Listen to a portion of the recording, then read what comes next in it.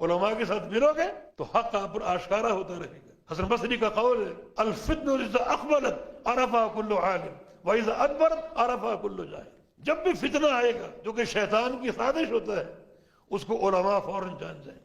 جوہلا نہیں پہچانیں گے, جوہلا اس کو ملمہ سازی سمجھیں گے اور خوبصورت راستہ قرار دیں گے, مگر علماء پہچان لیں گے. علماء پہچان لیں گے. علماء کے مقام کو جانو.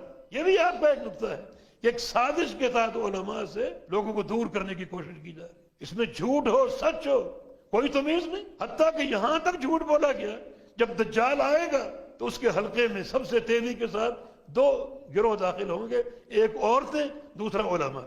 علماء کہاں سے لیا؟ عورتیں ثابت ہے صحیح حدیث سے. علماء کہاں سے لے؟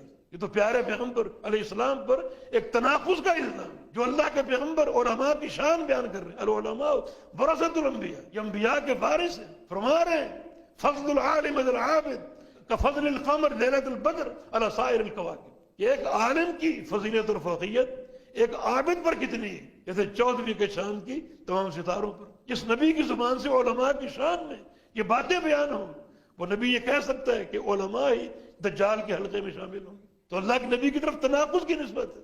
جھوٹ بولا گیا, کوئی روایت ایسی نہیں. صرف علماء سے لوگوں کو دور کرنا یہ ایک سازش ہے, جبکہ یہ بات معلوم ہے کہ علم کا مصدر اور منبع علماء ہے. بس نبی علیہ السلام کا فرمان ہے قرب قیامت علم کب اٹھے گا؟ جب علماء اٹھ جائیں.